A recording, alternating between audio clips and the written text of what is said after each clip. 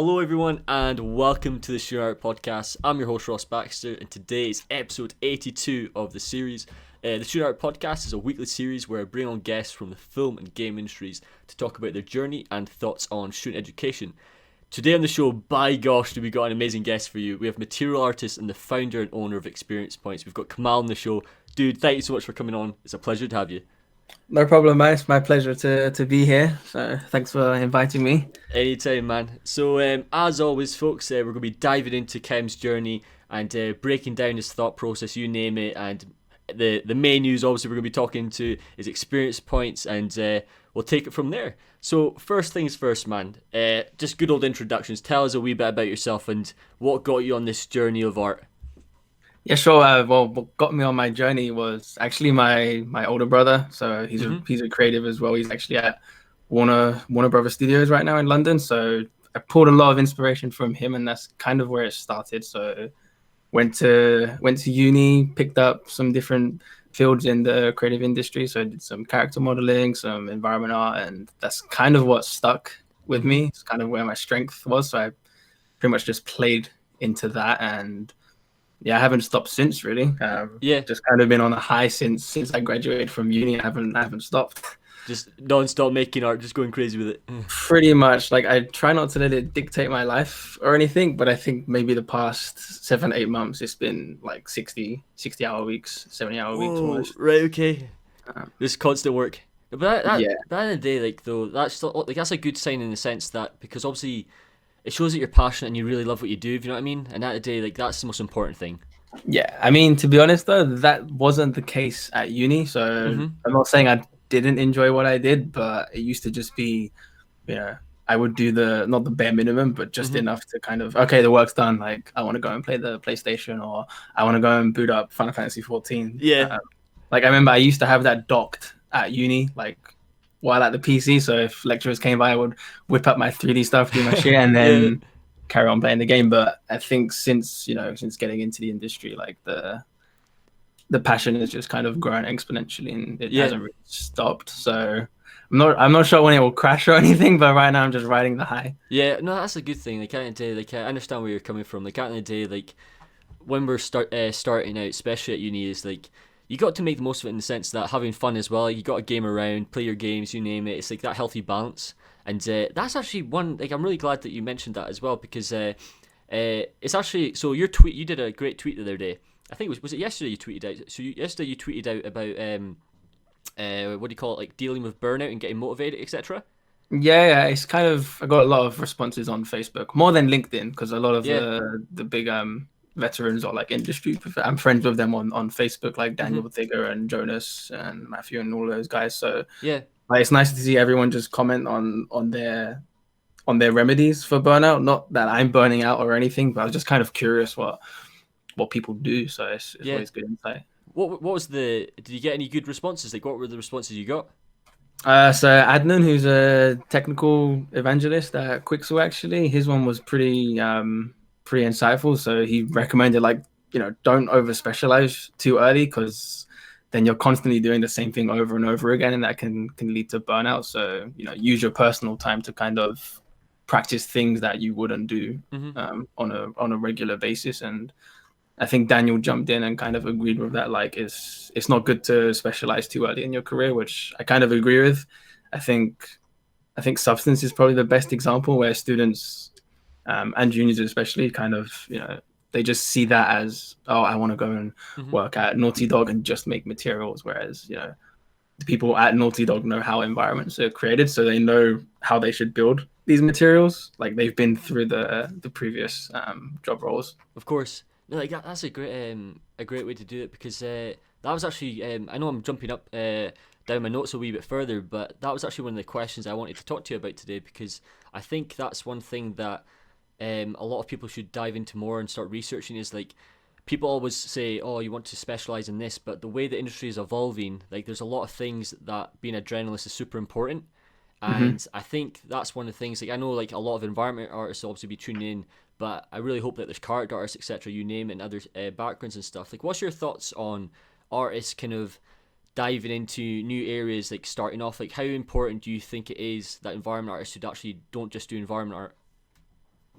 So it depends how far you stray. Like, are we talking environment artists that do some VFX, or are we going all the way to character art and animation? So I'd say the best approach is, let's say we've got people who are literally just doing environment art and they've done it in AAA and also in film, and that's been their specialty for a long time.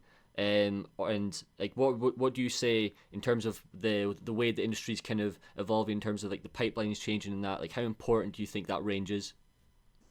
I mean, it's important, but it comes down to kind of what sort of games or movies or medium you want to work on. So if you're heart set on working on like indie productions, Mm-hmm. then the more versatile you are, then the better it would be, especially in like interviews and things. Because working at Darewise, of course, we were AAA, but there was only 30 of us, maybe 35, Yeah. and I had to do a lot of things that were out of my comfort zone. So I was an environment artist, but I would do a lot of the lighting. I would create some of the VFX. I would help with camera tracking for like trailer shots and things like this. So that's not the sort of stuff you would do in a big AAA company like Ubisoft or at Mm-hmm. Frontier, where I'm at now. So it really depends on where you see yourself, like what your goal is, where you're like where you want to be in 5, 6, 7 years time. Of course. Because like one of the main things that kind of raised this discussion, because did you see Flip Normal's recent video of why Blender isn't industry standard? No, I didn't. I saw it trending, but Yeah, I haven't had the chance to watch it, yeah. unfortunately. Well, I'm the same. I've not watched it. I literally just came across it, and it just, because this was what I was talking yesterday in the podcast with Chris. So I was like all for the Blender. Like I think Blender's great, and what it's doing in that. But in terms of like the industry, like where do you kind of this is a big question, so I apologize for hitting you with this I one. think I know the question. So where, like, how, like, what do you see happening in 5 years time? Like, where do So you see it's the funny because industry? I speak to the guy behind me is Rob, and he worked at Rockstar and everything, and I have this conversation with him at least once a week, and I think Blender is powerful and it covers tons of areas, but there's studios such as Rockstar, Mm-hmm. Ubisoft, on Siege. There's so many proprietary tools that they've built for 3ds Max, for example, or Maya, where it's just integral to the pipeline. So simply swapping to Blender is just, it's not conceivable for Yeah. those studios. Like they would just have to rebuild everything from the ground up. So for those studios like that, I think Autodesk basically has them gripped. Mm-hmm. So there's not really anything they can do. Yeah. But in 5, 6 years, it depends. Smaller studios might adopt pipelines where we just want the model, like we don't really care what package you're using, and Mm-hmm. that's great. And I think with Ubisoft investing in Blender, then maybe they're trying to swap Yeah. or let some of their smaller games kind of slowly build up the tools that they need for Blender, and then maybe in 5, 6 years they just do like a big shift Yeah. and take like 1 year out of like, okay, no releasing games this year. Let's fix the pipeline. We want to transition to Blender because Yeah. it's free. It's so much money saved, like an insane amount. Of course. No, that's a great answer. Thanks for diving into that, because that's the thing, is like everyone's like, I can see there's probably for the last, like, I'm probably way off, but it feels like the last 6 months there's been this mega kind of shift, or not mega shift, but there's been a constant trend of people diving into Blender. I know lots of artists who've senior artists switching over and making that transition, and I just thought it would be really cool to start off the podcast like that, because I think Yeah, there's so many. I just don't want to mislead people, because at the end of the day, like, a lot of people are doing that switch right now, but it's at the end of the day, in terms of like, if you're thinking career, I still think it's the safety net. Stick with Maya and 3ds Max. yeah. So for personal stuff and maybe some freelance, whatever, Blender's fine. Mm-hmm. Especially for freelance because it's free. But in a studio that's already been around for years and years, like they have their pipelines, they have their tools. There's almost no chance you could go in and say I want to use Blender. Of course. Like you might have a studio where you have to set everything up in Maya. You click a button and it takes everything to the engine. And if you don't have the plugin for Blender for that, then there's no chance they'll let you use it. Of course. So awesome. Right. There's so much discussion. So here we go. So the next question. This is something so awesome I saw when I was doing my research, as always. So you did something really cool when with universities. So you did a thing called it's as simple as it sounds, but it's a student interview collaborator. So you're like helping them collab with interviews, etc. For, I guess, applicants and stuff. Yeah. So can you tell me about that? Like, that just sounds really awesome to hear. So when I was at uni, Yeah, so when I was going through your LinkedIn, were you like getting involved with like the recruitment process basically? For the university, yeah. So how So did they were that get kind approached? So it was kind of all of the, I think it was only for the third years that could be eligible, but all of the new candidates that would come to the uni, you would assist in kind of interviewing them, answering all of the questions they had about the course or like whether, the prospects of where it could lead. So Hmm. I didn't have a job lined up before I graduated, which was actually pretty nice. So like I was comfortable with answering and giving people like the help that they wanted. It's kind of what I do at the Discord now, Perfect. just on a much smaller scale. So people, like so many people always ask questions in the Discord, like it could range from anything like if I'm going to a games course, like what will it teach me, or what sort of job can I get if I'm learning this stuff. So just kind of guiding people to the right path, or helping them realize like, look, you don't need to know what you want right now. Like not everyone does. Yeah. Like when I went to uni, I actually wanted to do concept art. All right. Funny enough. Okay. Nice. Nice. Cool. Yeah, I had my heart set on like I want to draw all the awesome concept art, and then the first year of uni, like this is just stuff I would explain to people as well. Like the first year of uni, we did concept art, then characters, then environment, just Hmm. to dabble and see what you enjoy. And I hated concept art straight away. I was like, this isn't for me.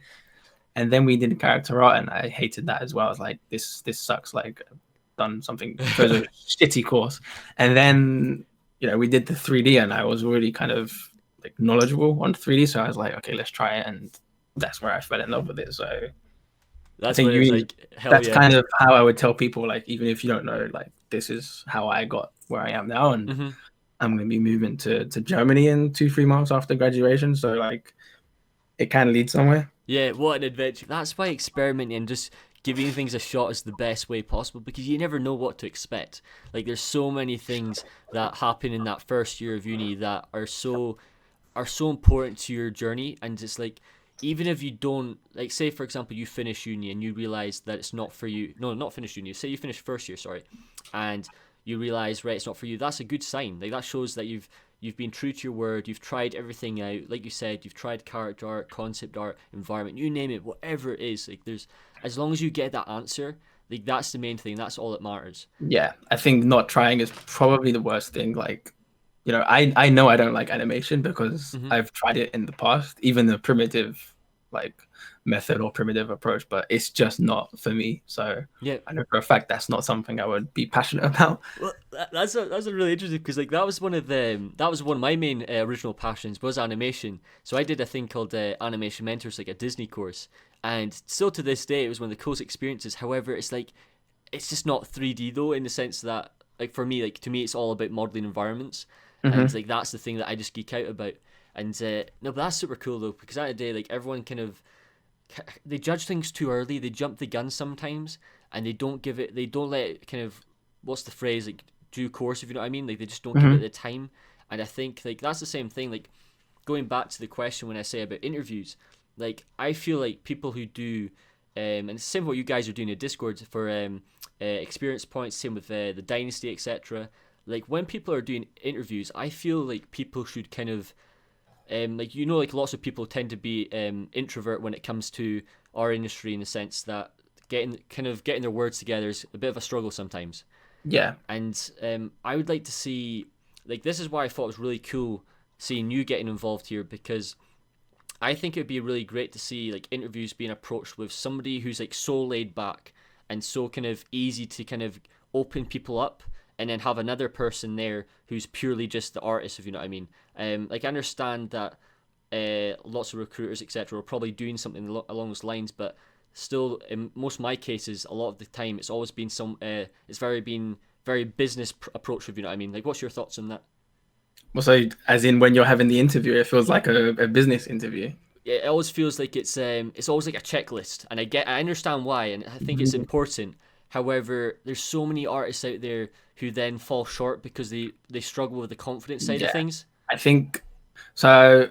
I think that purely comes down to the person like sitting in the interview chair. I don't think it's anything to do with the other side Hmm. personally, but that's my view because when I was interviewing for Darewise and looking for a job Hmm. after Rainbow Six, I felt really like lack of confidence in the interviews. Like I always felt like it was an interrogation, which isn't the way you want it to go. Of course, like you want to go in feeling confident and just being able to answer any question. So when I decided to leave Darewise, I was actually scared to start looking for jobs because I thought, oh, what if I send applications and everyone rejects me again, blah, blah, blah. But it was actually the flip side. I was getting more interviews than I bargained for. Right, okay. Obviously not in an ego way, but that was just the reality. So that's a good sign. There's nothing wrong with that. That's positive. Yeah, exactly. So again, I was on a high here. So pretty much with every interview I had, like I didn't give two shits what they thought. Like I was interviewing them from my perspective. So I would ask them as many questions as I could. Like I wanted to know about pipelines, what the location is like, what the team is like, what the culture is like. And there were cases where I can't remember which company it was, but I basically finished an interview and had another one 20 minutes later and said like, hey, I just got off the phone with like Ubisoft. They interviewed me for this position, but I want to hear about your company, blah, blah, blah. Like, for me, that instantly just puts you with the power. Like they can instantly tell, like, okay, this person's being hunted. He just had an interview and he doesn't give like two craps about telling us about it. So I think it really comes down to like, you have to go into the interview. Don't look at it as they're interviewing you. Like, you know, they want you. So find out everything you can. Pick as much info because, you know, it's a big career step. It's a big, you're changing your life at that moment pretty much. Of course. Because like when it comes to interviews with me, like so I always find obviously it makes sense because I do podcasts and that, like, so interviews are always kind of I wouldn't like to say easy, but I'm always relaxed and comfortable. I always feel like I can understand what's going on, and when I'm put under pressure, then it's I'm prepared. But then again, like there's so many people who obviously do their research and they do prepared, and then suddenly it hits them, and then they're like, oh wait, it's now time to kind of make sure I deliver the best me. And like you said, like you answered there perfectly. There's a lot of people, like it's always like a 50-50. Like you're either going to get someone who's very laid back and really easy to get on with, etc. I remember one of my interviews, I think I said this in the past, it was really cool. We just started geeking out about Game of Thrones for half an hour before we even got into the interview. Exactly, that stuff's perfect. And you know, there's so many ways to engage in that sort of conversation. I think at my interview on Frontier, there were 5 of us in the room. So I'd never had 5 people in one room interviewing me, but it felt like an interrogation at the beginning. But after 5 minutes, you just break through the ice wall, and then you just start talking as if, you know, like they're your best friends, and you know you're all making games at the end of the day. So you just start asking questions that, you know, any game developer would.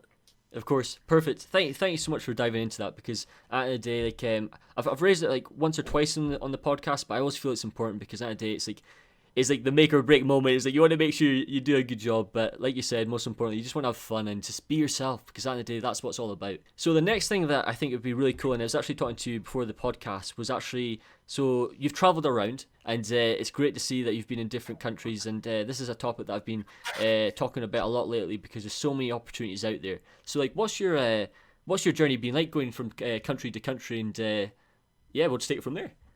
Yeah, sure. So I finished uni in 2016, July, and then August I moved to Germany straight away to work for Good Game Studios. Like I just didn't mind moving country. I didn't have anything tying me down, so I didn't have a girlfriend at the time. I'm close with my family, but like mum and dad know, like, okay, career comes first, so like moving wasn't a problem.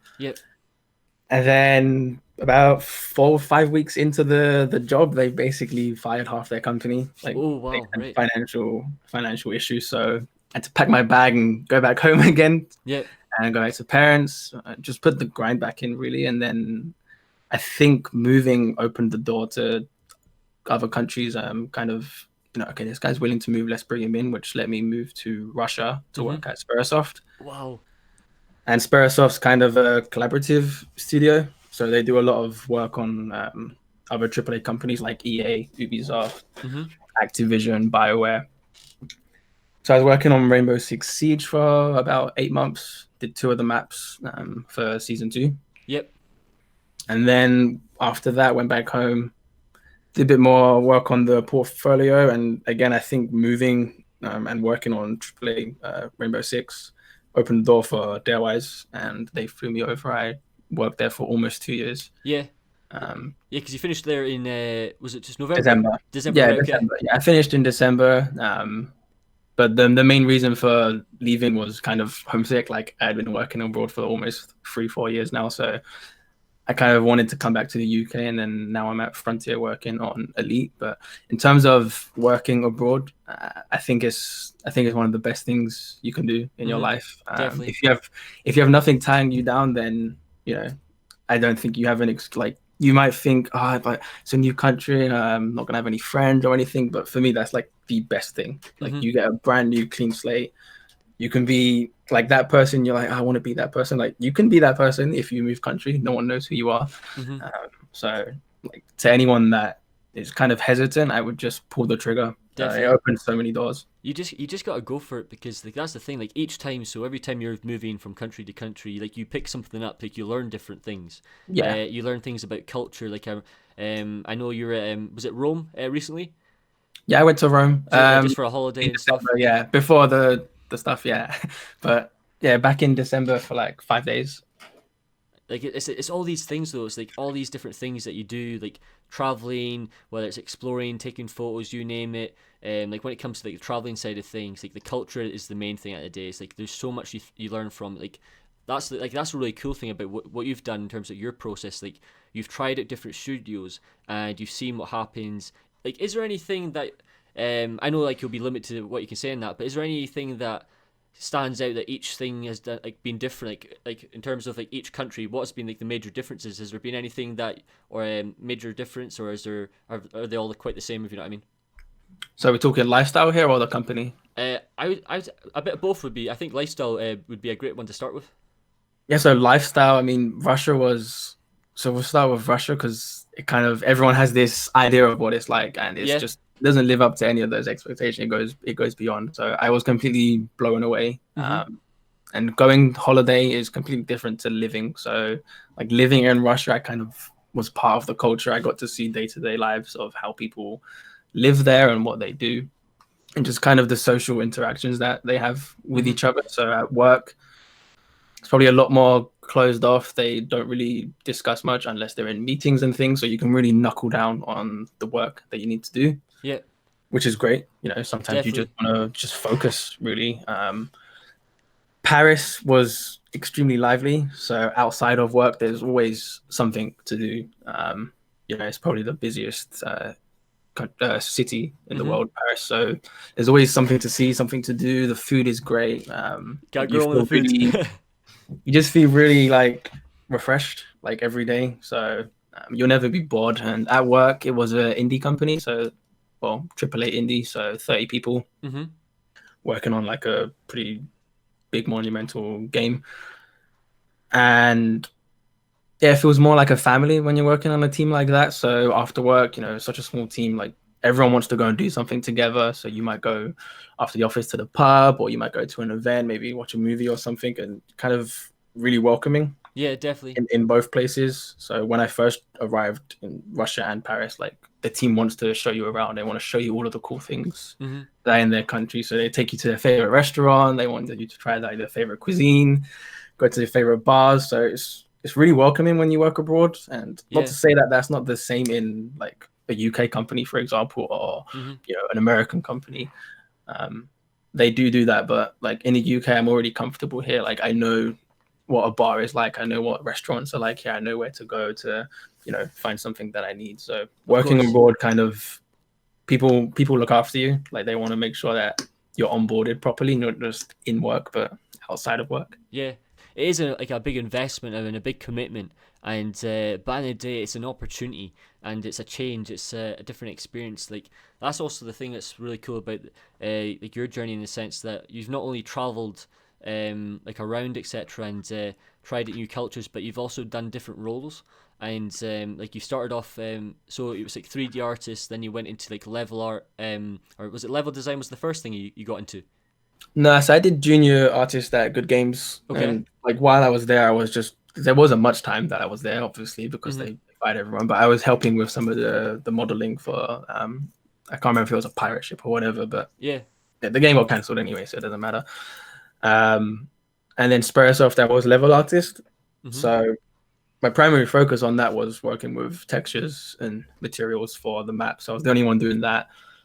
A lot of the optimization on the texture memory budget. So like I know how kind of strict optimization rules are, and I think that's where my like interest in tech art kind of stemmed, which I think more environment artists should dab into. Definitely. Not extensively to the point where you're a tech artist, but just know like what things cost and where you can improve.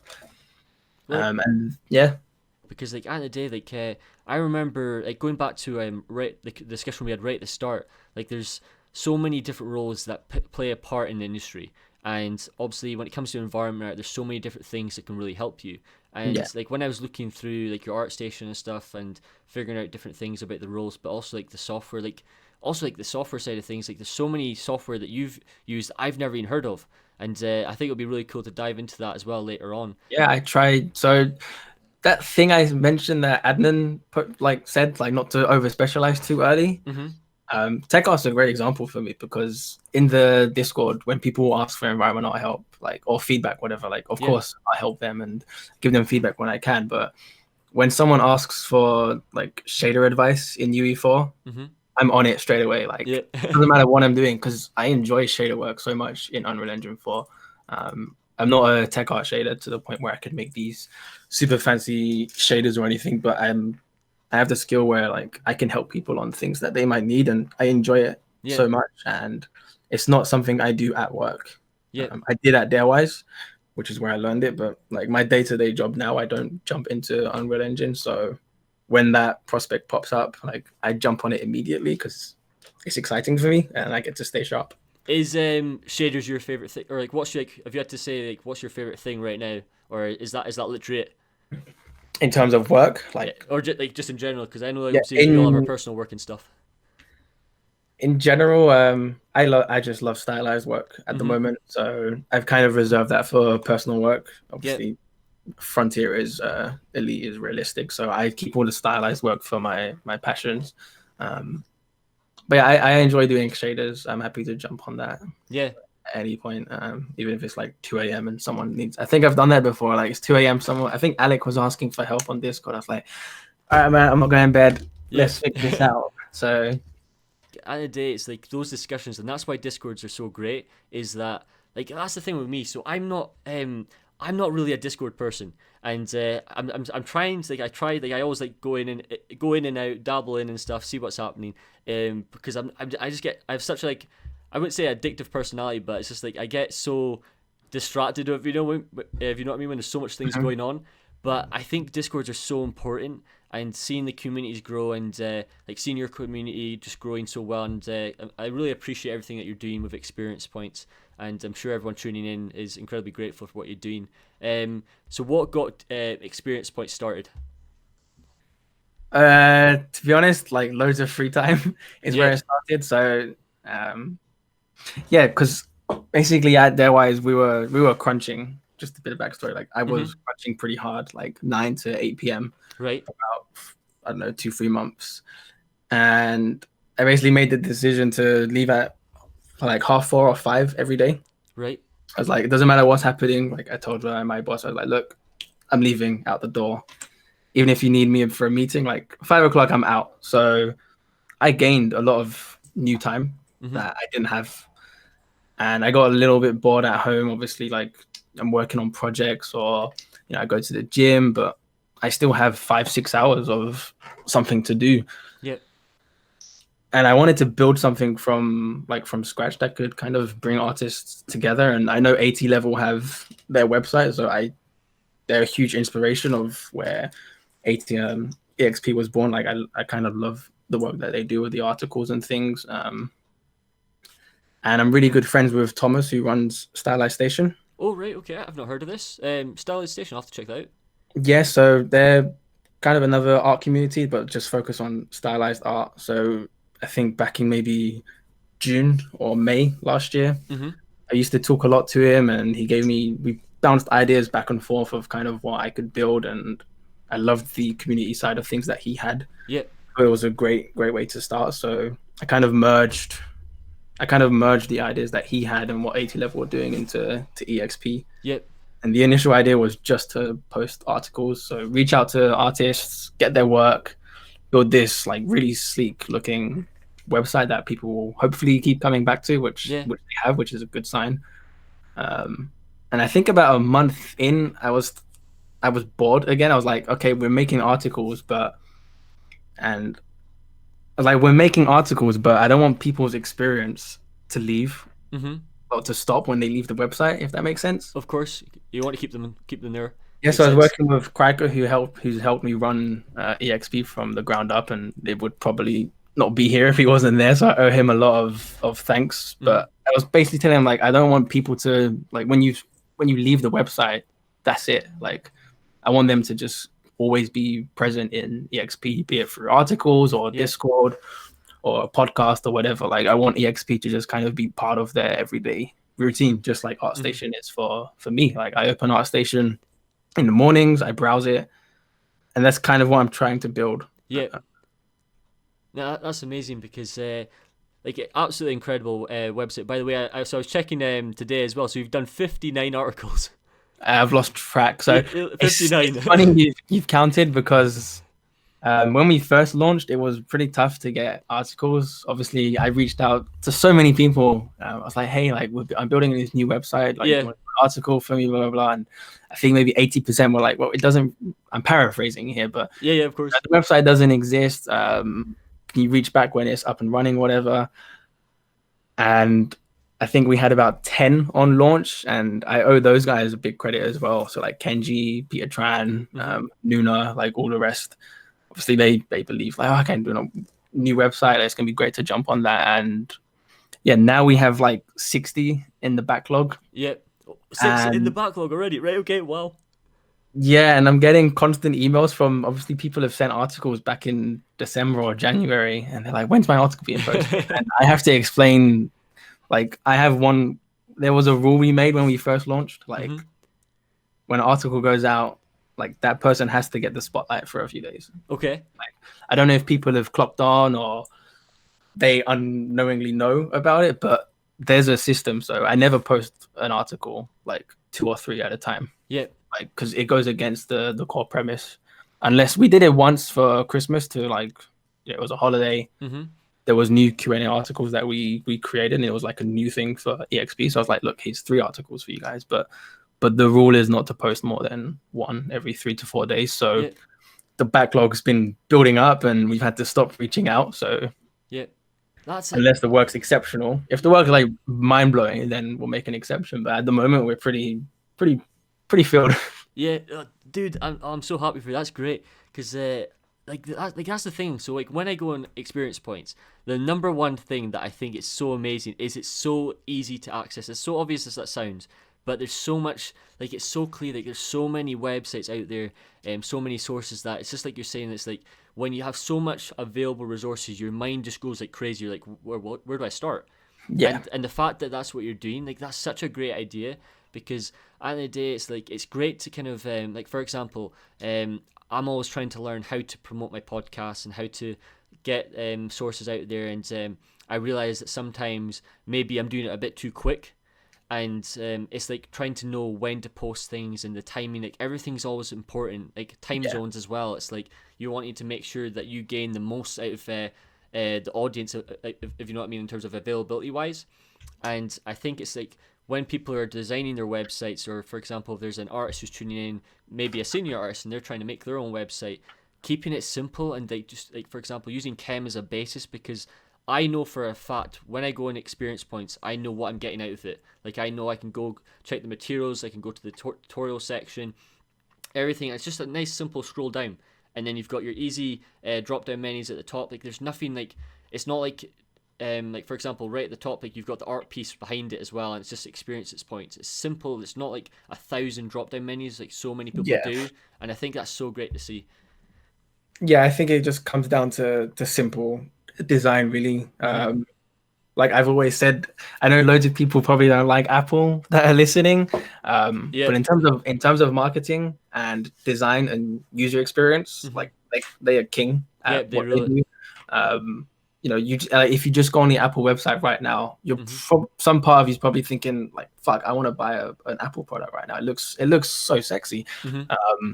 and it's not cluttered. So, like, I've had a few people ask me, like, you know, are you gonna put advertisements on the website, blah blah blah. And again, the same thing with articles, like it will be limited if there are, and it will be built in a way where it feels part of the website Yeah. and not a virus to the website. Not that virus is the right word, but you know, I don't want it to feel disruptive to the Yeah. viewer.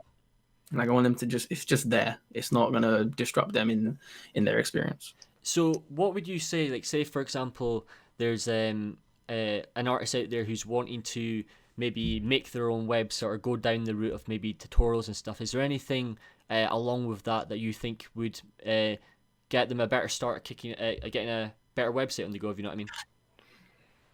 Yeah, I think so. Website or tutorials, or doing both? I would say website. Oh, sorry. It's okay. Web, website. I think when you're building something, you have this preconceived idea of what you want, Hmm. but you have to build it as a user. Yeah. You know, like how is someone going to navigate this thing? So I think just keep it clean, keep it simple. Have a handful of people to kind of test what you're building. Don't get 200. Like you just need 3 or 5 people to test the flow. That's what I did when I launched EXP. Yeah. And there's been a few things that I did launch on the website that have been killed and Hmm. just cut. Loads of ideas have gone on the table. I think more ideas have gone on the table than actually see the day of light. Yeah. So I think you just have to get your point across. Like it's not so much how you're building it or what you're building. Like it's why. So Yeah. Give with, everything a with reason. like with EXP, like why I'm building it is to bring like more resources that is focused, curated to the community. Hmm. So if that content is buried under advertisements and news posts and all this other crap that doesn't belong on the website, then it goes against the whole purpose. Of course. So Perfect. you have to figure out why you're doing something first. I think yeah, it's always why, not Yeah. how or what.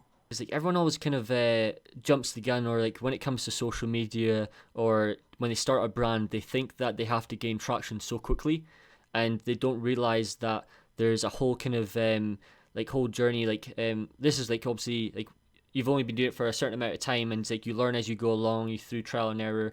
Like you said, you've got lots of ideas on the table. This all ties into everything you do in your daily life. Like if you're trying to grow as an artist, like there's so many things you have to answer, and like you said there, it's all about why. So like when Yeah, you're making an art piece, like why are you making the art piece and what are you trying to deliver? When you're making a post, why are you posting it? And the one thing I've realized, and it's a mistake that I've made, is when I'm writing things. So say if I write a post, sometimes or a lot of the times it could come across as if just a sheer plug or like a promotion of something. yeah, And you want to make sure that instead of when you're doing an article about something, give it a wee bit of story, or when you're writing a description in Twitter or ArtStation, instead of just saying this is my piece, say this is like the story that tells about the piece rather than just saying this is a piece of art, if you know what I mean. yeah, exactly. 100%. I agree with this. Because like, at the end of the day, I think everyone should just start diving more into that and just be more methodical about your decision making. So when it comes to the Discord and speaking of community, so what can people expect, or like what's the Discord all about? Like what do you offer on the Discord? And I've seen so many people getting involved. It's great. So many people are interacting in the Discord and asking questions. So like, what does the Discord include? So the Discord, the big thing it includes is like direct access to us. Mm-hmm. You know, if there's things that people want to see on the website, then the best way is to do it through the Discord. Like if you want to see a new section or you want to see an article on a specific piece, like, oh my God, I love this project. I want to know exactly what they did. Mm-hmm. But that person's never going to respond to me if I message them. You know, you can come to Discord, drop the link, and we can do all the heavy lifting for you. There's so many artists in the Discord that are in the industry. So we have people from Epic Games, Cloud Imperium, Gearbox, Activision, things like this. Mm-hmm.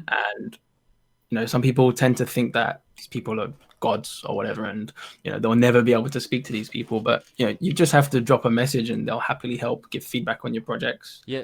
It's set up in a way where which channel is what it's for. So if you go into environment art, you drop your project there.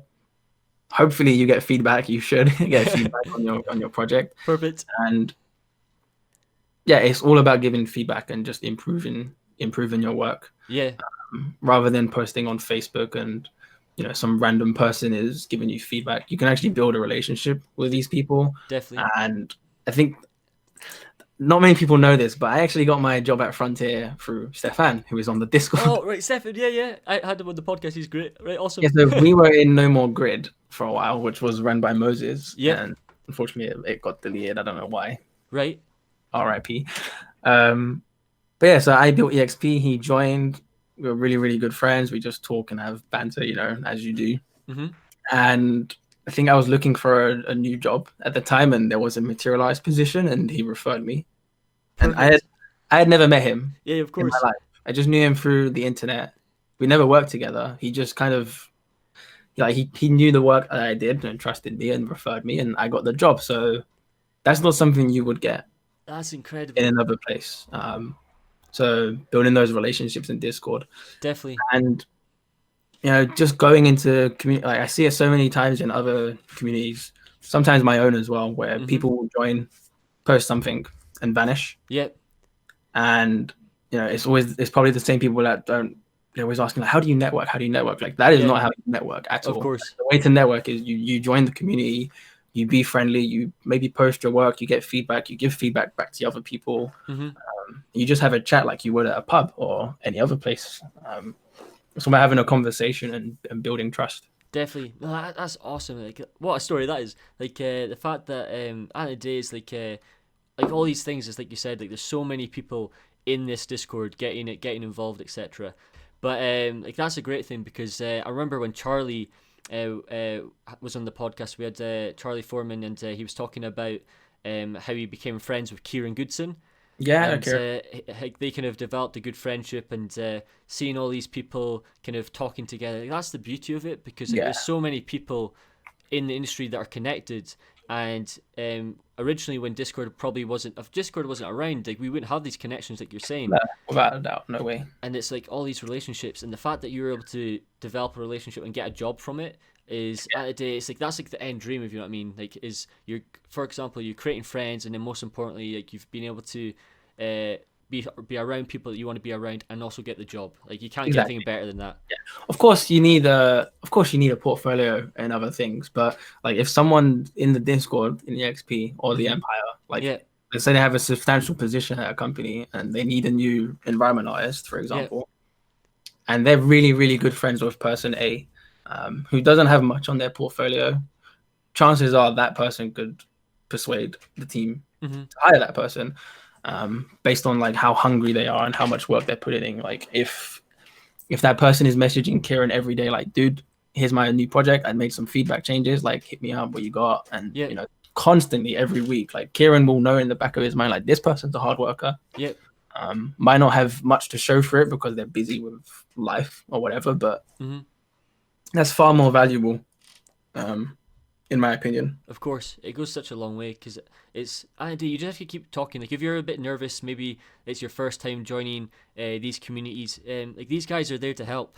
Like, they're not there to be, like Kem was saying, like, it's not meant to be like a place to be terrified of. It's a place to... No. It's the place... I know that's coming from me, who doesn't really use Discord, but everyone who's tuning in, you got to check it out and get involved, because like, there's so many things that can get you a job, and most importantly, help you out and get to know people. I remember Kyle, because I invite, Kyle Horwood? Oh yeah, he's a friend. Yeah, so I remember, I think I invited him to the Discord because I had an article from him. It's coming out soon, Kyle, if you're listening, I promise. I promise. But I had You've heard it here first. And his first response was, I'm in too many Discord, dude. I don't want to join another one. I was like, dude, just join, hang out for a bit. If you don't want to stick around, there's no harm done. And he's always in the EXP Discord now, and he told me, like, it's one of his favorite communities. So, Great. like, it's just being friendly Mm-hmm. at the end of the day, and just improving. Like, Definitely. That's right. Awesome. Right. So one of the other things I wanted to talk about, I've never actually talked about this on the podcast. I think it was really cool. So, what's the when it comes to Patreon, for experience points, what is it that so if people are wanting to get into the Patreon side of things for experience points, what does that offer that's different to the website? okay, so it comes in 3 tiers at the Okay. moment. So obviously my end goal is to do EXP full time. Mm-hmm. All right. Okay. Perfect. So, Awesome. so the quicker I get to a number, the Mm-hmm. quicker I can pay the team and then pay myself. Of So course. I don't want the money first, because I'm tied to the company. I'm going to be with it forever. Mm-hmm. But there's team members like Chaos, Cracker, Alfie, with the mods, Ethan. Like, I need to pay them at some point. Otherwise, it's just free labor forever. So I just want to get the pool of money, give them what they're owed, and then we can finally just kind of build up EXP. But in terms of what the Patreon gives, you can either just support. Mm-hmm. Every dollar counts. But in terms of rewards, we've decided to structure it so that you can either claim like a portfolio review, Okay. either some career training, so maybe some advice on your CV/resume, cover letter, how it's laid out, some interview techniques, like I was saying at the beginning, like Mm-hmm. don't go in as if you're being interrogated, like flip it. You interrogate them, so stuff like that. And then the last one is kind of like a mini training session. So if someone's struggling with, say, like substance designer, or they just want to know a few tricks that I might use in my workflows, then we can do like a 1 hour Skype session or whatever and just go through some of these different ideas. And that varies depending on the artist that they're with. So it's structured to give 4 artists a month a reward, and they can pick what they want. Perfect. That's great. Whether or not it's scalable, I have no idea, but we'll see how it goes in the future. Take a step at a time. Yeah, but the end goal is to do it full time. Have because the EXP brand has tons of pillars and other avenues that it can lean into. So I can open it up into the community side projects, which I did mention on Alex's podcast. But this is something we're working on so that we can have, say, 8 artists working on a scene. Much like Decagon do their asset packs and things, but this would be more catered to like teaching people. So like have 4 students, 4 experienced artists teaming up, and obviously the students would learn some workflows and things of how like we would want an environment built like with standard industry practices. So like that's one side. The other side is like an EXP studio where we can do outsourcing for other companies if they wanted. That would be amazing, man. Imagine that evolves. That'd be so cool. So there's loads of like avenues that I want to tap into, but like I said, I do almost 60, 70-hour weeks between work, freelance, and EXP. So there's already tons going on. Yeah, the first thing I would drop is, like if this was my full-time job, then it would be work, obviously, and just do freelance and EXP. So at the moment, you just have to put the grind in at the end of the day. So it's a gradual progress. You can't play, like if you really want to succeed, you can't play a game for 12 hours a day. Like that's an insane amount of time to spend on a game. Like boot up Unreal, boot up Maya, Max, Substance, whatever it is, and get creative. Perfect. So there's one last thing I think would be really nice. I thought I should have asked this first, but I didn't. But when it comes to the article side of things, what in particular, is there any kind of thing that you look for in particular for an article for someone to be successful to get onto experience points? High quality work at the end of the day. Yeah. No, that's the first thing. Like it has to be really good work, and obviously with so many in the backlog now, like we can actually pick and choose. And I don't want to say be picky, but at the end of the day, like there's a quality bar for the website that you have to live up to. And there's been articles where we've had to either refuse them because they've just not been adequate. So in terms of how it works, like someone will send an article to us and we will review it. Like I'll read everything, or another editor will, like they'll read through it, and if there's not enough info, then we ask for more. If they don't give us that info, then the article doesn't go up. Like at the end of the day, like in the nicest way possible, like I don't care. Like the content has to be good for the brand. Like it has to. It's not just their work. Like it's a big thing. Like it has to be consistent. Yeah. So If they do send more content back, great. I'll review the whole thing again. And if I still think I need more, then damn right, I will ask for more content. Yeah. But I never rush people. Like I've had people take 4 or 5 months for an article, and they're like, "I'm so sorry." I'm like, "Dude, like it's cool. Like, you send it when you're ready. Like, this doesn't have to take over your life. You're not being paid Yeah. for the article, so I can't ask you to speed up for the sake of it." Of course. Like that's the thing that I think is really valuable though. It's like so many like there's quite a few websites out there that I know of that are maybe like they're constantly either maybe publishing, which is great and stuff, but they're constantly maybe sharing different types of information. Sometimes it's maybe okay quality, sometimes it's great quality, and at the end of the day, it's like everyone's always wanting the best results and the best knowledge. Yeah. And when it comes to like your website, like you said, like it's not about rushing it; it's about doing it the right way. And I think that's what you're doing great, and it's great to see because so many people try to jump the gun. I've made the mistakes in the past of tried to see how to get things rolling, and then I realised that it's actually just the long game is the best game. Because at the end of the day, it's like you said, it's being patient. You've got to be patient when it comes to things like this. Yeah, I tried to keep it friendly. I think Casper and Verona did an article, and like I tried to. They said it was like a great experience working with EXP because I try to keep it friendly. I don't just send the questions and be like, "Thanks, let me know." Like, you can. I tell everyone like, join Discord if you want. We can talk there. We can have a chat, whatever. So I'm not just this editor on the other side. Like, I'm an artist as well, and I think being an artist kind of makes it a lot more relatable for them to work with us. Exactly, and they enjoy it. So we tend to like a lot of the questions we ask now are very different to the ones we started with. So like a lot of the new articles coming in are like far more curated in terms of what we ask than like say the beginning ones. So we're learning as we go, like what we want. Yeah, constantly evolving. But compositional paint overs were never a thing in the beginning, right? And it's actually Kieran Goodson. Funny enough, you mentioned him. He's doing an article, and again, he's one of the ones. He's a very busy person. He does a lot of stuff, and I'm not in a rush for his article. Like he could send it at the end of the year if he wants to. I really don't mind. If you're listening, Kieran. He gave a lot of ideas on what he wants to do for his article, and I liked a lot of them. I was like, dude, some of these are great. Like, I'm going to revamp the questions for how we do this. So the paint overs came from him. I was like, this is great. Like, we're going to do paint overs. And then that led to asking about color theory. So, we try to ask about color theory wherever we can. It's just a growing thing. So, yeah. When I launched, I didn't plan to have a Discord. So, and then look where you are now. There's like thousands of people. But that's the thing as well, because like when it comes to your brand and stuff, but people always have to remember your brand is developed from all these other brands. Like everyone's brand is always like the famous book Steal Like an Artist. And when that came out, like it was so true. I was just reading through it, and everyone was like saying in the book, like for example, my idol was Kobe Bryant.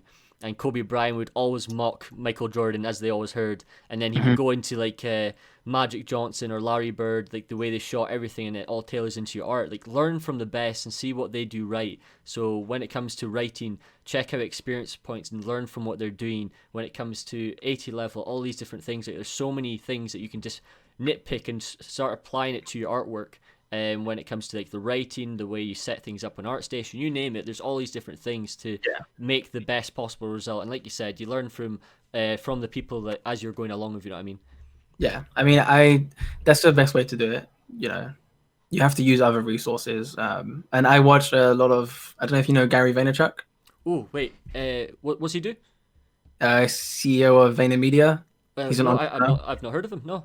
He's my favorite. He's my favorite entrepreneur because he's very just, I want to say raw, right? And he's just very direct. He doesn't give a shit about what people think about him, but he's successful. So when he does talks and things, he always gives people advice on how they, on what you should do to run your business and things like that. I have heard of him. Is that the guy who also interviewed Kobe? I think so. I'm not sure. Right. Okay. Sorry, I didn't mean to interrupt you. People pick ideas, I'm trying to make my business successful. What should I do? He's like, Are you posting media? Are you being active? And they're like, no. And he's like, well, you should fucking start posting. And I use him as a big inspiration on like how to run these things.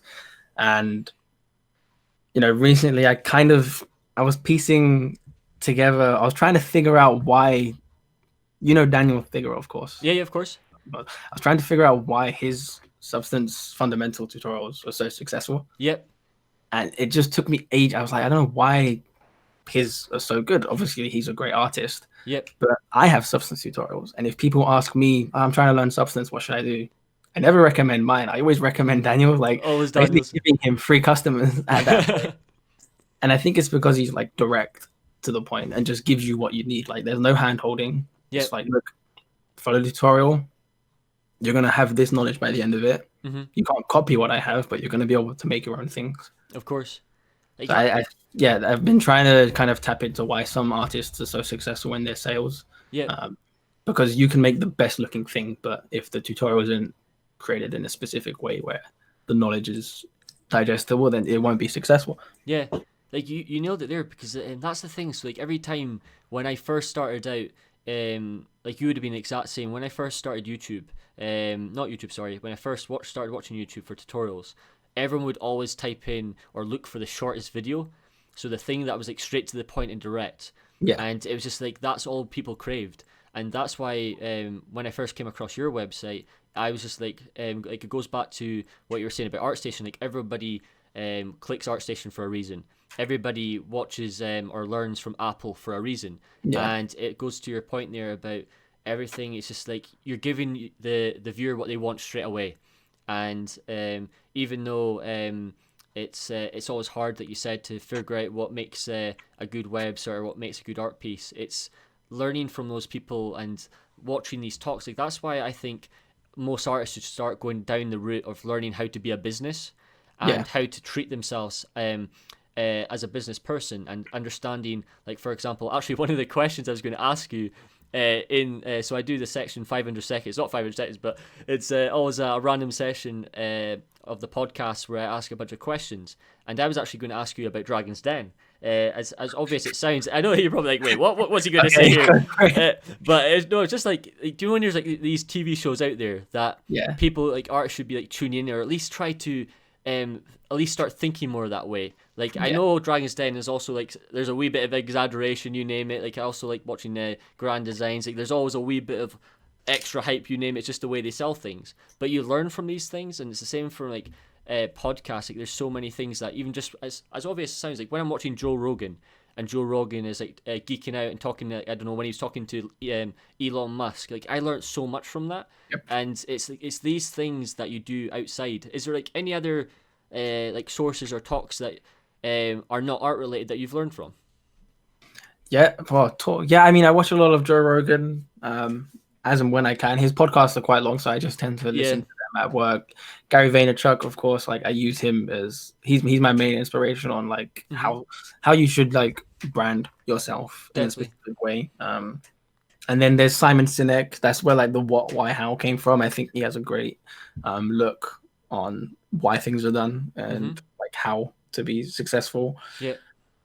I did have one on the back of my head, and I've just had a complete mind blank on it. Completely gone. It's gone. It's completely gone. It might come later on. You never know. Yeah, potentially. Perfect. So I know we've been talking for a while now, but I've got so many questions. If you're okay with it, dude. I'm not doing any of this. It's a lazy Sunday. Thank you so much, man. It's an absolute pleasure having you on. Because like I was saying to Kemal at the start, there's just so many things I could talk about. So let's start diving into more of the fun stuff. Let's start going art. So we'll talk about art, and then we'll dive into the questions of chaos at the end. So be ready for them, because I've got some good ones for you, Kem. Okay. So materials first. So everyone who loves stylized art and environment art, we'll start diving into this. So first things first. When it comes to this was a really interesting thing. So in one of your recent games and projects you're working on, it's been the theme of biomes and stuff. So working in different environments, etc., and how like maybe the animals react to the environment, etc. When it comes to making those biomes, what was like the main things you learned? So in terms of what I learned, well, it has to fit within. It's a big quick question. It is. So we had 3 different biomes on Life Beyond, and there was to start with, it's like the test phase. So we had the desert, we had the grasslands, and then the alien ruins. And what's important, like the materials have to tie in with a lot of systems, especially the ground ones. So Like you kind of learn to discuss with designers and how to tone back your materials for specific needs. So like a lot of artists are probably thinking, oh, I'll just make a material look sexy and that's it. But Yeah. you know, one of the good examples is one of the materials that were linked with an animal. Yep. So it would have like 3 different levels. Like, you know, there'd be like a poor state where there's not much fruit. There'd be a middle state where there's, you know, a fair amount. And then there'd be the third one, which is like, holy shit, there's tons. And you want them to still look similar to one another because they're from the same, like, you know, material category. Mm-hmm. You want the third one to look really beautiful, Really but the good. third one to still look good, but not attractive in any way. So balancing those things are important. Color palettes. So when you first see the material, like you want it to fit in a specific biome. You know, if you see sand, you know exactly where it's going. If you see ground pebbles, like you know, oh, it's in that biome. I'll use it there. And then it's just a back and forth. I think in production, you have to be important with design. Like I'm doing a lot of metal at work lately, and of course, you want to make it look shiny. Build Control. Like Control's a beautiful looking game, but at the same point, time like it might not fit the game direction or the gameplay needs. You know, it might be too shiny where, you know, that's all you see is just reflective things everywhere, and you can see the other enemies around the corner, which kind of breaks the immersion or like the gameplay loop. Yeah. So it all comes down to design. And I think lastly, like a lot of material artists tend to think like you'll build this sexy material that will be used in game. Like I think bricks, plaster, and like maybe some paint on top would be one material in their mind, but like in actual fact, you're making the most basic looking raw form of the material, and it's all being done in engine instead, like because it's far more reusable at that point. Wait, so one of the things I'm always curious about when it comes to people working in designer is the fact that sometimes I wonder, is that going to actually work in the game because of how extreme sometimes they are, if you know what I mean? And like when it comes to like knowing your limits, I understand that I always like to say is that on the day it's a production, like you're working, etc. So you have to be smart with your decision making. But when it comes to being efficient, like what's your kind of thought process? Like I remember one of the really cool things I was reading about is like conserving memory. So like what's your thoughts on like where could people like save time and save memory when it comes to making their materials and just making environment art in general? So materials, if it's in substance, you have to keep it simple. You know, if you're making wooden planks, for example, there's no reason you need 600 nodes in this graph. Yeah. Because when you start exposing parameters and other things for other artists to use, you'll quickly realize either one, how complicated your graph is, or two, that it doesn't work procedurally anymore. You know, you might change a parameter like way in the beginning and it's broken some other ones. And the more you have, then the more difficult it is to clean up. So I always keep things simple. Like I think my Rome Vatican ceiling thing is like maybe 30 nodes max. So it looks really good. I was checking. If I change this shape, like I know it will still work. And if it does break, it won't be a difficult thing to fix because I'll know exactly where it's broken. I can quickly clamp the values, and that will be that. But in terms of texture memory, you just have to be smart. And it depends on the game you're working on. They might have tools that do a lot of optimization under the hood.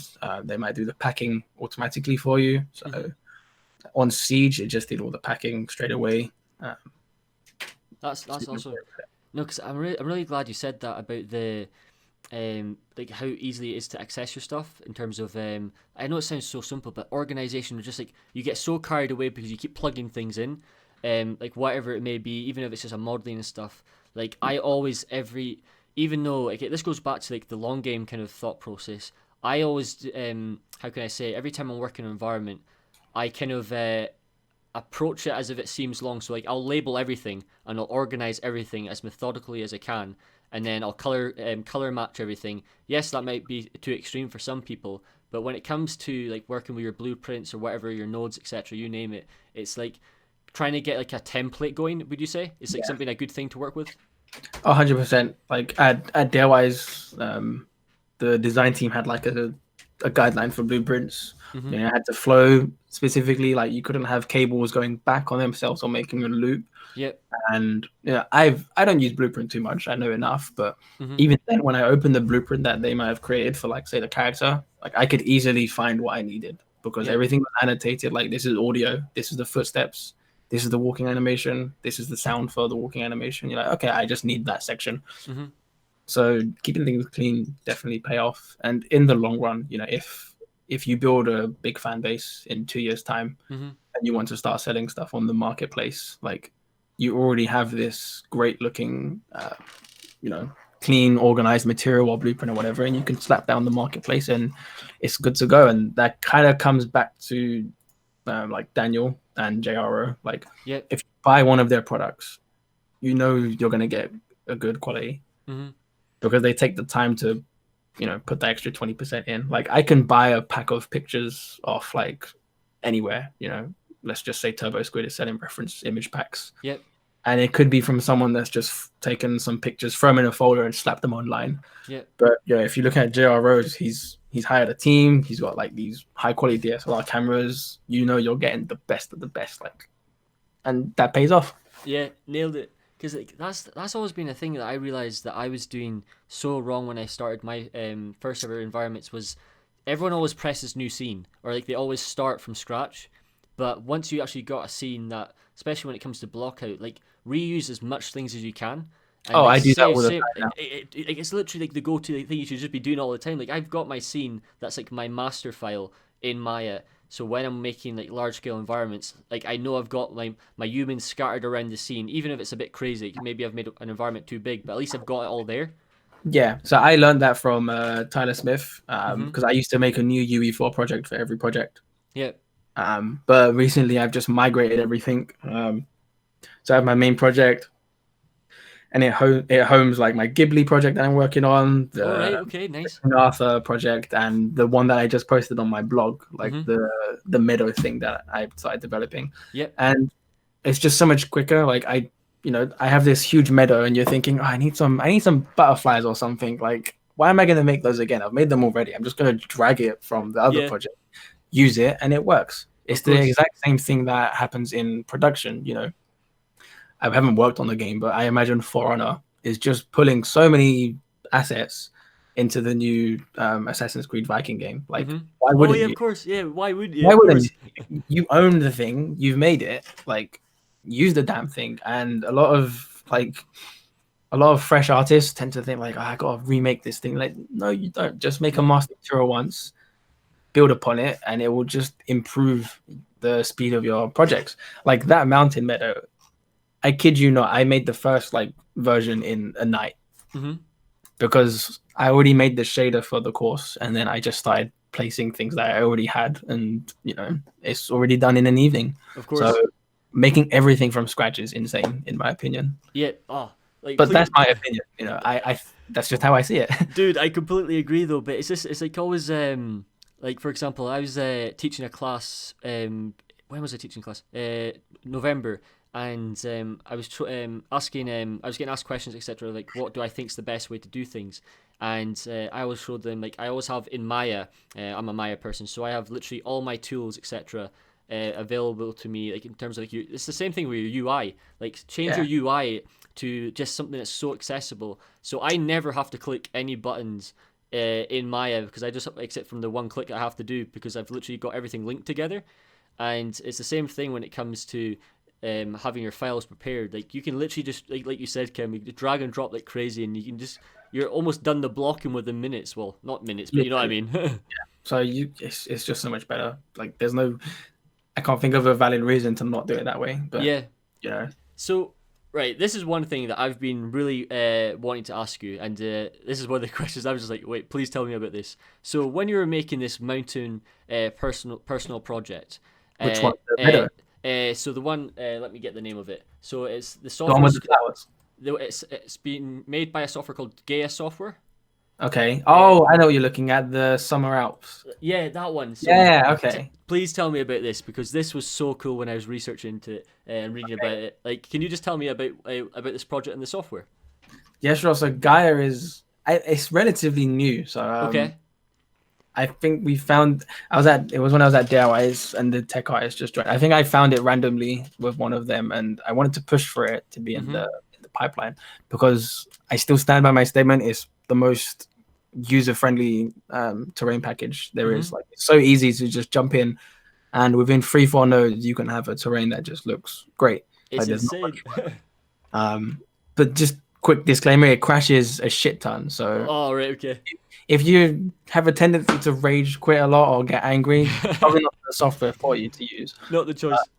In terms of its raw power, like and what it can provide you with is unrivaled. Yeah. And in terms, I just wanted to test the software and make something new. So Dax is the CEO, and I'm pretty friendly with him. So we talk now and then, and just I tried to promote Gaea as much as I can, and he knows that. So I did the ArtStation course for Gaea and tried to get more people using the software, because then more bugs get found and more bugs can be fixed. But yeah, this was just the exercise really. I was just testing some nodes. I was like, oh, this looks nice. And then I saw, I can't remember his name, but he's pretty big on ArtStation. And he was texturing terrain in Marmoset. I mean, in Painter, and then rendering in Marmoset. And I was like, oh, like, okay, I'm just gonna render it in Marmoset, see if I can get something nice. And this is where it came from. Yeah. But the end result, like with the clouds, that came through the Discord, the XP Discord. Like, the project that was ready to post looks like shit in comparison to what, the feedback that they gave me. So I still owe them some stuff. But yeah, I would definitely jump into Gaea if. I'm definitely giving it a go, because like when I read it. Oh, sorry to cut you off. Already go. Yeah, no, I'd highly recommend it. Because it's just, I don't know. It's like there's so many software out there, and then suddenly when I was checking the software that I use, I was like, I don't know half of this. Like, So I've never heard of half of it.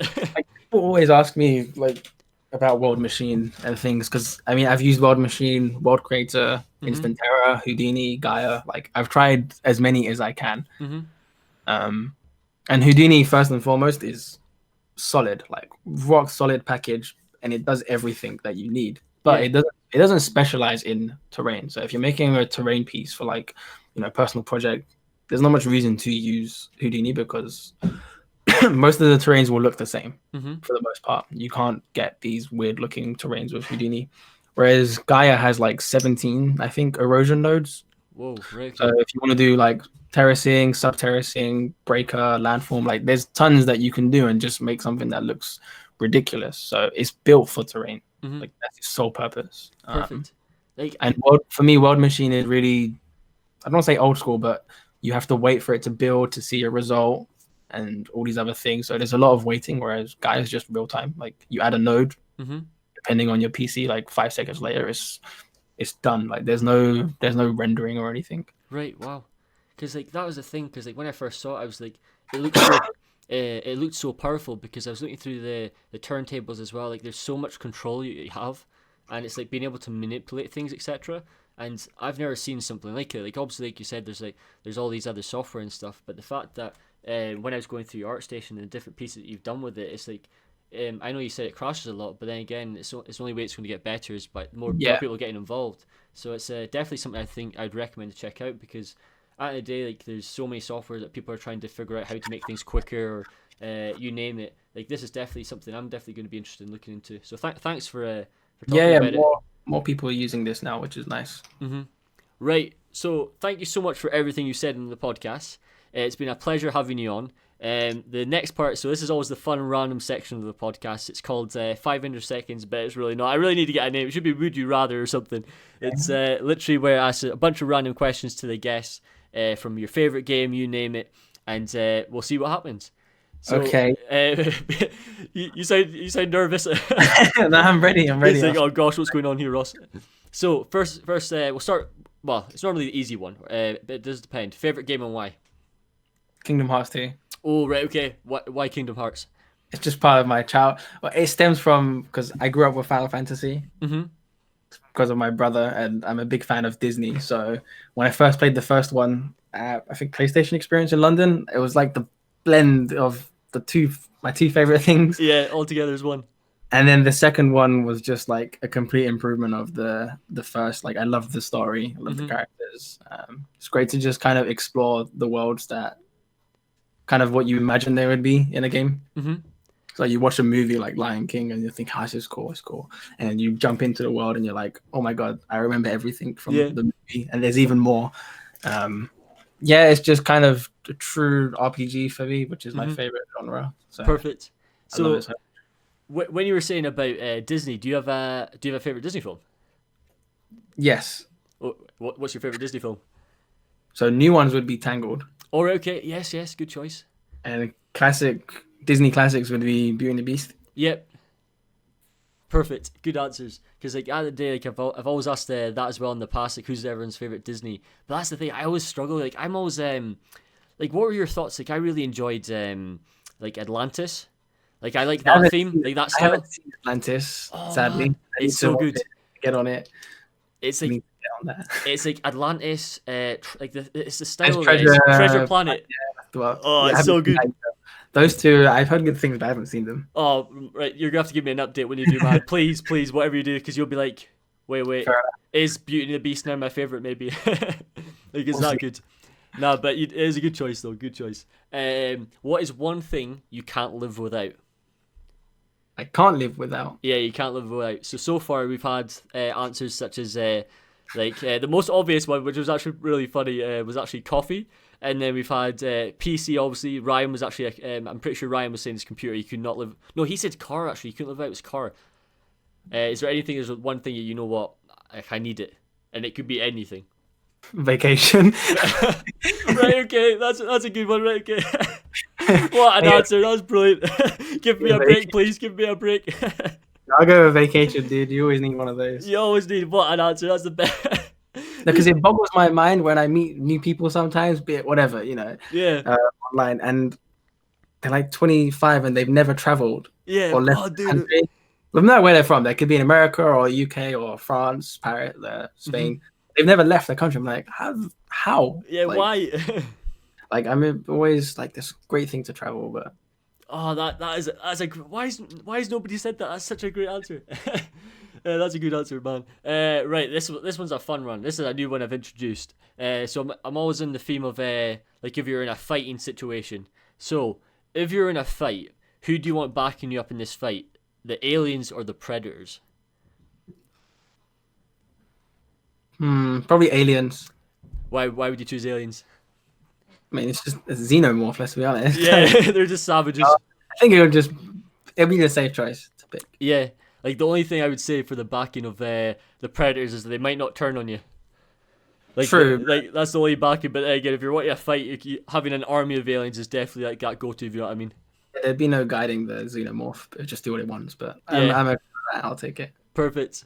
Do you have a favorite cartoon show? Yes. What's your favorite cartoon? Did you ever watch Ed, Ed and Eddie? Oh yes. Okay, I've not heard that in ages. Right. And that's the best one. Like, with Yeah. trying to get a jawbreaker. Yeah. Dude. Oh my god, the nostalgia. Right. I completely forgot about that. Right. Okay. One. Yeah, for me. If I had to watch one, I mean, I've tried watching it recently and like maybe early last year, but it's not the same. So it's just a memory now. And then oh god, people are gonna hate me when I forget this. What's Dexter's Lab? Yep. I used to watch that a lot. That was so good. And then is there any other ones that you watched? Yeah, you had like Powerpuff Girls, Yep. Codename Next Door, Courage the Courage the Cowardly Dog, which was not for kids at all. Yep. Like a horror film. Yep. Um, There's so many good ones. yeah, there were loads. You had like Cow and Chicken, I think. Oh wait, I've not heard of that. Wait, what's it called? Say it again. Cow and Chicken. Oh, I've never heard of that. Okay, that was like really old, but Yeah. yeah, that was my childhood. Oh, it's always great with all the different shows people bring up. Like for example, did you ever watch is it Fairy Odd Parents? Yes. Oh shit, I remember those. Yeah, Like that was I used to love watching that. Like I watched that a lot. Holy shit. it just it just makes me realize it's like I always used to say to people when I do this part of the podcast, like I used to watch like Tracy Beaker, like like all these different shows. There was I completely forget it. I think. Oh yeah, I remember Drake and Josh. If you ever watched Drake and Josh. Yo, oh my god, yes. Oh my god, I'm so happy you said. Why have I never said Drake and Josh? Do you like when they're singing the Blues Brothers? Like, oh, it's so good, man.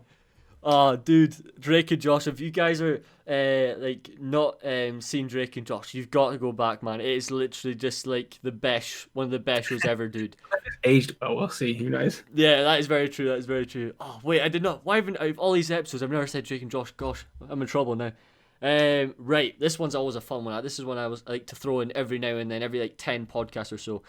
Would you rather be thrown into the Hunger Games or the Maze Runner? I'll take the Hunger Games. Oh, he's going full on. Why would it be Why would it be the Hunger Games? Be more of a thrill, really, isn't Yeah, it? the adrenaline rush. I'm gonna die. I might as well go out with a bit of fun. Got a bit of a bang, a wee bit of epic style. Like no, just that moment where like you've dropped, and everyone can see the loot, but everyone's like butt naked. Like that's, that's the moment everyone's tried. Like to me, like when it came to the film, like I really loved the films. I just wish they added more to the books. Added more from the books, because like when it comes to the Hunger Games, like same thing, the same point to what you said. Like the one thing I think I would have craved is, do you know when they have like the main ceremony and everyone's just walking down on the chariots? Mm-hmm. Like I think that's so epic. Like everyone's just walking down. It's like we're preparing for war. Like let's go. Like it's like so sick. I think it's such a cool idea. So next one. So we've got 4 more. Is there a TV show that you're looking forward to the most? TV show. Yep. Is there like a TV show that's coming out that you're waiting to? Probably season 5 of The Expanse. Oh wait, what's this about? I've never heard of it. The Expanse is my favorite TV show at the moment. It's a sci-fi drama. Right.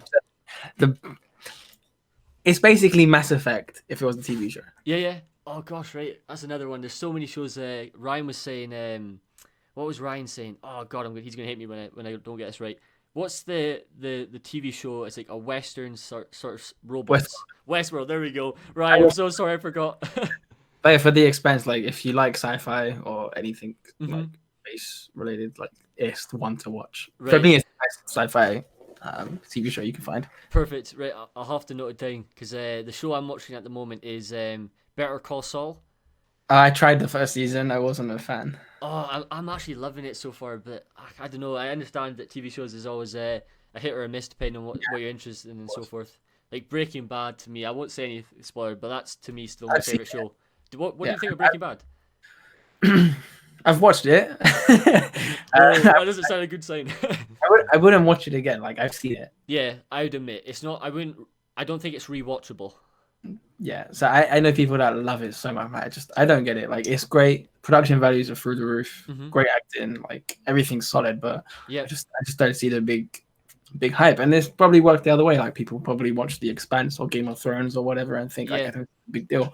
So it just comes down to personal choice. Yeah. Like you always have that film that you can watch 100 times. Like I've got mine. But when it comes to like Breaking Bad, like I couldn't watch it again because I it's so like I loved it that much. Like I already know what's happening, if you know what I mean. Like I couldn't watch it again. But with Better Call Saul, I'm already hooked. The guy, like I have no idea what's going to happen, and like I'm so excited to see what happens. Right. So we've got one. How many more questions? All right. Okay. Oh no, I've already asked you this. This was the question I was going to say to you about the Dragon's Den one, but you've already answered it. So we'll move on to the last question. So this is the question I ask every single time on the podcast. If you could have any animal or any like fantasy creature as a pet, roughly like the size of a laptop, and it could be anything from even like Final Fantasy, like you like anything, and it's really small. What would you choose and why? What I choose and why? What would you choose and why? Now you said Final Fantasy, I'm thinking. Oh right, okay. So it could be like Final Fantasy. It could be from the science TV show you're talking about. Is there anything? I would take a Tonberry from Final Fantasy. Right, okay. I don't know if you know what they are. I don't know nothing about Final Fantasy. You have to pull up a picture, but like these little... What are they called again? Tonberry. T-O-N. Yeah. Berry. Tonberry, right, let's have a look. You're... Oh my god, right, okay. Yeah. They're very cute. They're these small little, I want to say monsters that just have a knife in one hand and a lantern in the other. Right, okay. And they only like walk up to you in like one step at a time. Oh gosh, that sounds intimidating. When they reach you, they pretty much one shot you. One shot you. This would be an epic pet to have. Like, I don't know. It's just kind of the first thing I would think of. Yeah. Because I have an actual plush of him back at home. All right, nice. Yeah, guarding my room. that's the thing, is like they're so cute, but they're such a savage as well. Then Yeah, it's like you just don't mess with these guys. Tombury, right? I'm learning they're, something like every day. they're just a recurring theme, like along with the Cactuar, Moogles. Mhm. Like that's what I like about Final Fantasy, like especially 14. Like all of the recurring things from like all of the previous games just kind of Yeah. merged into the MMO, Because like which is a nice fan service. when it comes to Final Fantasy, like I just never I just never came across it. Like I never heard of Final Fantasy, right, until maybe 3 years ago, maybe Really? maybe Wow. 4 years ago. So I came across an artist called I'm not sure if you've heard of him, John Troy Nickel. No. So John Troy Nickel, he's a streamer. He does Twitch streaming, and he worked at Weta, and he has his own figurine company, I Has Toys. And he streamed. I always watched him streaming his zebra sculpting, and then he switched to Final Fantasy. I was like, what is this thing? I've never heard of it. And it's crazy. It's like I think I've mentioned it a few times on the podcast, but it's like it's literally only 3 or 4 years ago that I ever heard of it. Like I'm impressed. I know it's mental. It's like you wonder where I've lived, like where am I from? Yeah. Because So I've played most of them. yeah. I played 6 to 15. I've never like I just played Jack and Daxter like at Call of Duty growing up. I never, like, no joke, I'm not joking you, dude. Like I never heard of Final Fantasy until like 3-4 years ago, man. I'm Yeah, so sorry. I'm impressed with that. Well, I've played most of them like multiple times. Yeah. Again, it's one I grew up with, so I'm super excited for the remake. Like that's the thing, is like the world is so like when I'm seeing them making their characters, like there's so much stuff going on. It's like you could just keep making. It's almost like Fast and Furious. It'll never end. Yeah. But it's my dream to work on one. Like that's my end goal. That's the end goal. Awesome. Kem, it's been an absolute pleasure having you on the podcast. Thank you so much for coming on. I really do appreciate it. Everyone who's tuning in, make sure to check out Experience Points. As you've been tuning in on the podcast, whether on YouTube or the other 14 platforms, it'll be in the description. On YouTube, you'll be seeing Kem's social media platforms in the slideshow playing in the background. And get involved, take part, and most importantly, ask questions. Get involved with this Discord because it's one to watch and one to get involved with. And thank you everyone who's tuning on YouTube. Don't forget to subscribe, smash the like button as always, and turn on notifications as always to be notified every single week when the podcast is live. And with that said, folks, we will see you guys in the next episode. Bye for now.